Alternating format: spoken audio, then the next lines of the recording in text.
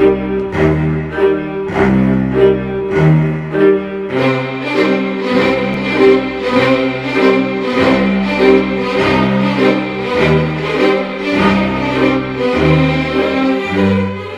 à tous. Eh bien, après ces diverses interventions, je vais avoir du mal à être à la hauteur, car tout était vraiment très brillant et très intéressant. Néanmoins, c'est mon rôle, je vais quand même vous dire quelques mots. Selon ma spécialité, je souhaite apporter une touche de spiritualité à notre sujet. Et par ailleurs, selon mon défaut, connu par certains d'entre vous, je vais sans doute apporter un peu de pathos aussi. Voilà. Je n'ai pas l'intention de définir la démocratie parce que vous l'avez tous, les divers intervenants précédents l'ont tous remarquablement fait, et ça ne sera donc pas mon propos. La diversité des modèles, on l'a vu, est telle et si dépendante de l'histoire et de la culture de chacun que je préfère n'en retenir ici que le socle commun auquel je tiens beaucoup. Quand le peuple reçoit des outils pour prendre son destin en main, il doit les utiliser que dans le cadre du bien commun. Nous reviendrons sur cette notion. J'ai eu la chance de vivre, je veux dire de vivre, pas de voyager, dans plusieurs pays du monde, en Europe, en Suisse particulièrement, et même quelques mois en Russie. Mais j'ai surtout vécu près de 20 ans en Afrique, en y changeant de pays tous les 2-3 ans. Et toute ma vie, depuis mon enfance jusqu'à aujourd'hui, je me suis étonné des discours officiels par lesquels la France conditionnait telle ou telle aide en échange de plus de démocratie. Ainsi, enfant, dans un petit village d'un pays d'Afrique de l'Ouest, je m'horrifiais déjà à imaginer la fin de ces séances de palabres où la population gérait sans grosse difficulté la plupart de ses difficultés, de ses problèmes quotidiens, mais sans avoir aucune conscience que la démocratie bienveillante de la France la guettait. Car notre démocratie à la française, surtout notre démocratie à la française d'aujourd'hui, qui est issue de la pire révolution au monde, peut se montrer extrêmement pragmatique quand il s'agit de la notion de bien commun. Et comme le disait, le rappelait notre président Emmanuel Leroy tout à l'heure, la France sait s'asseoir dessus quand cela l'arrange. Et quand elle exporte en même temps toutes ses erreurs, tout son libéralisme, tout son intégrisme laïque, tout son abominable suffrage universel et ses pitoyables droits de l'homme. On voit bien ce que la démocratie française a fait d'ailleurs aux Américains.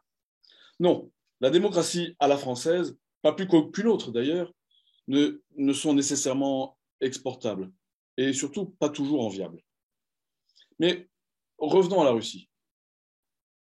Et pour cela, je souhaite convoquer à mes côtés l'un des personnages russes que je juge le plus exceptionnel. Je parle de Vladimir Soloviev. Je recommande vivement à tous mes amis russes et français qui ne le connaîtraient pas de se pencher sur son œuvre très importante, et notamment pour ce qui nous concerne ce jour, sur son livre qui s'appelle L'idée russe, que je vais abondamment citer, et c'est mon intention volontaire de vous citer Soloviev aujourd'hui. Pour mémoire, ce philosophe, théologien, poète, est mort en 1900. Il aura passé sa vie à essayer d'être le chaînon manquant entre catholiques et orthodoxes, et ainsi qu'à promouvoir le retour à l'unité de ces deux membres de la même famille. Il clamait d'ailleurs régulièrement, oralement ou par écrit, d'abord et avant toute chose, travailler à restaurer l'unité de l'Église.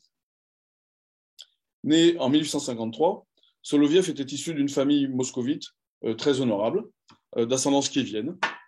Dès l'âge de 9 ans, ce jeune garçon pieux, au cœur très sensible, fait dans une église de Moscou une rencontre mystérieuse qu'il évoque à plusieurs reprises. C'est la première d'une série de 3 visions de la sagesse qui va orienter sa vie et déterminer toute sa doctrine. Préoccupé de voir la Russie se laisser envahir par une ivresse de bonheur, de fraternité indistincte, d'émotions débilitantes et sans raison, d'appels inconsidérés à la liberté de tout et de tous et de n'importe quoi, Soloviev met le comble à son service prophétique de la Sainte Russie par un livre qui est sa brève Relation sur l'Antéchrist. Et ainsi, Soloviev écrit, écoutez bien, j'entends la question sur la raison d'être de la Russie dans l'histoire universelle. Quand on voit cet empire immense se produire avec plus ou moins d'éclat depuis 2 siècles sur la scène du monde, quand on le voit accepter sur beaucoup de points secondaires la civilisation européenne, mais la rejeter obstinément sur d'autres points plus importants, en gardant ainsi une originalité, qui, pour être purement négative, n'en paraît pas moins imposante, quand on voit ce grand fait historique, on se demande quelle est donc la pensée qu'il nous cache ou nous révèle? Quel est le principe idéal qui anime ce corps puissant? Quelle nouvelle parole ce peuple nouveau dira-t-il à l'humanité? Que veut-il faire dans l'histoire du monde, ce peuple de Russie? Pour résoudre cette question, nous ne nous adresserons pas à l'opinion publique d'aujourd'hui, ce qui nous exposerait à être désabusés demain. Nous chercherons la réponse dans les vérités éternelles de la région. Et écoutez, car l'idée d'une nation n'est pas ce qu'elle pense d'elle-même dans le temps, mais ce que Dieu pense sur elle dans l'éternité. Et oui, cette conférence sur la démocratie semble prendre un tour étrange, mais prêtez attention à ce qui suit. Selon un sondage très récent de septembre, me semble-t-il, l'Institut de sondage français, l'IFOP, affirme que 51% des Français ne croient plus en Dieu. 51% des Français. Et oui, dans ce pays qui vit le premier, son roi, se faire baptiser. Mais cette chute de la croyance est significative. Les Français ne deviendront pas athées, car tous les peuples sont religieux, intrinsèquement religieux. Les Français s'acheminent donc de plus en plus rapidement vers le paganisme.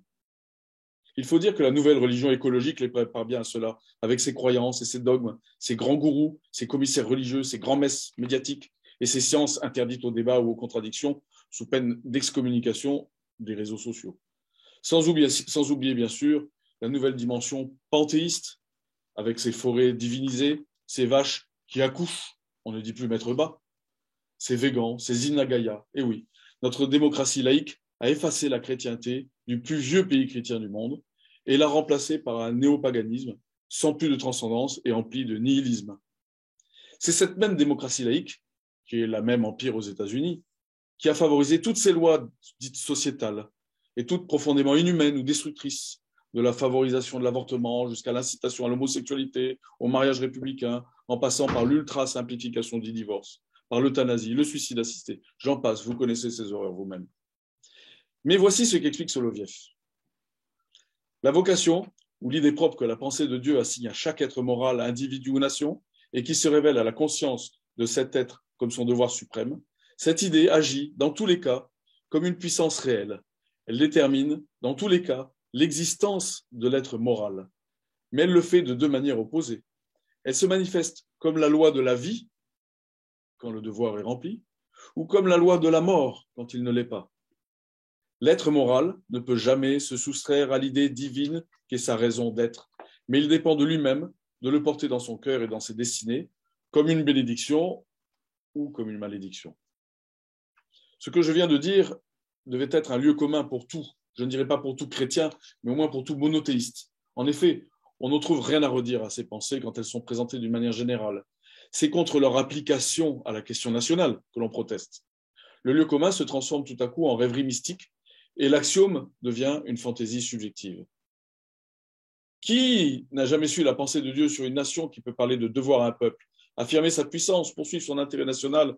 Voilà tout ce qu'un peuple doit faire, et le devoir d'un patriote se réduit à soutenir et à servir son pays dans cette politique nationale sans lui imposer ses idées subjectives. Il n'y a qu'un seul moyen, c'est de demander au peuple lui-même ce qu'il en pense et consulter l'opinion publique. Mais il y a cependant quelque chose d'étrange dans ce jugement en apparence si sensé.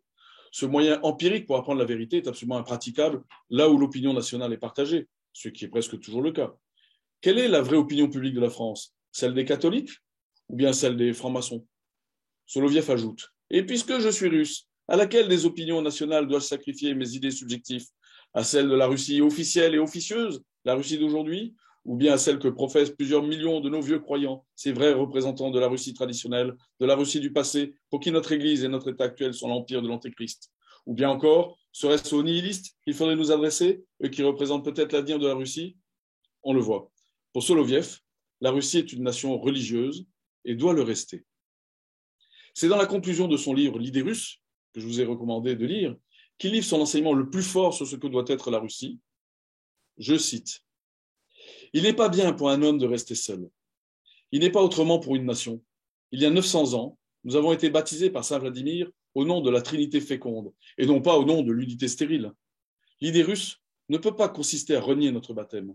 L'idée russe, le devoir historique de la Russie, nous demande de nous reconnaître solidaires de la famille universelle du Christ et d'appliquer toutes nos facultés nationales, toute la puissance de notre empire à la réalisation complète de la trinité sociale, où chacune des trois unités organiques principales, l'Église, l'État, la société, est absolument libre et souveraine, non pas en se séparant des autres, les absorbant ou les détruisant, mais en affirmant sa solidarité absolue avec elle. Restaurer sur Terre cette image fidèle de la Trinité divine, voilà l'idée russe. Et si cette idée n'a rien d'exclusif ni de particulariste, si elle n'est qu'un nouvel aspect de l'idée chrétienne elle-même, si pour accomplir cette mission nationale, il ne nous faut pas agir contre les autres nations, mais avec elles et pour elles, c'est là la grande preuve que cette idée est vraie, car la vérité n'est que la forme du bien, et le bien ne connaît pas l'envie. Ce sont là de fortes paroles, et je vais conclure maintenant. Mes chers amis russes, au moment où ces vieilles démocraties décadentes tentent de réunir sous une bannière d'Hécatie toutes les nations apostates, je vous en conjure, vous êtes russes, restez-le. Restez russes. Ne vous laissez pas piéger par les mots d'ordre à la mode, car ce sont les mots de vos adversaires, et donc de nous-mêmes, les Français et les Européens aussi. La démocratie du pays le plus vaste de la planète, la démocratie d'une nation de 85 sujets de la Fédération, la démocratie de près de 150 millions d'habitants, où l'on parle 37 langues d'État et 15 langues officielles. Cette démocratie qui gère le bien commun de ses habitants au travers de 11 fuseaux horaires, a-t-elle vraiment besoin de copier les systèmes politiques inadaptés qui ne lui ressemblent pas et qui tendent à diviser ses habitants puis à les paganiser? Non, chers amis russes, soyez russes, suivez l'idée russe. Nous, en France, et plus largement dans cette vieille Europe tellement attaquée de l'intérieur, nous avons besoin de vous, besoin que vous ne nous ressembliez pas, ou qu'en tout cas, vous n'empruntiez pas le même chemin que celui que nous avons parcouru. Merci de votre attention.